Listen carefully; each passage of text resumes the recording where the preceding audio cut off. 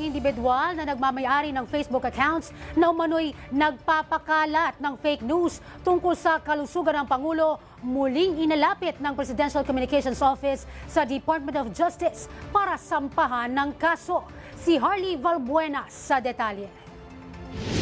Muling dumulog ang Presidential Communications Office sa Department of Justice para irekomendang sampahan ng kaso ang tatlong Facebook accounts. Sila ang sinasabing nasa likod ng pagpapakalat ng fake news kaugnay ng kalusugan ni President Ferdinand R. Marcos Jr. Kasama rito ang Eloy Bugris, the Queen of Revelations, na nag-live sa social media at sinabing maluba ang kalagayan ng Pangulo. Nagawa pa niyang mag-solicit ng kontribusyon sa viewers. Hindi rin ligtas ang Rigondola Ping na nag-post ng manipulated images na nasa state of physical distress ang presidente. Pangatlo ay ang Craig Underpal na nagbahagi ng fabricated news graphic na nagsasaad na may seryosong health condition si Marcos Jr. Ni-refer ang reklamo sa DOJ para sa kaukulang investigasyon at legal action.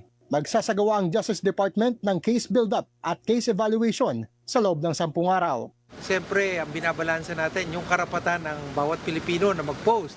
Pero sa kabilang banda, kailangan din nating masawata yung mga sadya, di ba? Sadya naman na disinformation. Noong nakaraang linggo ay una nang inirekomenda ng PCO sa DOJ ang pagsasampa ng kaso laban sa FB page na Malasakit News Pilipinas. Dahil naman yan sa mga fake news tungkol sa umano'y energy lockdown.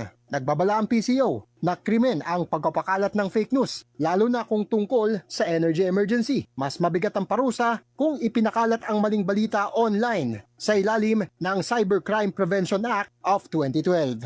Para sa totoong balita sa Bagong Pilipinas, Harley Valbuena ng IBC News para sa 3 sa tanghali ng Congress TV.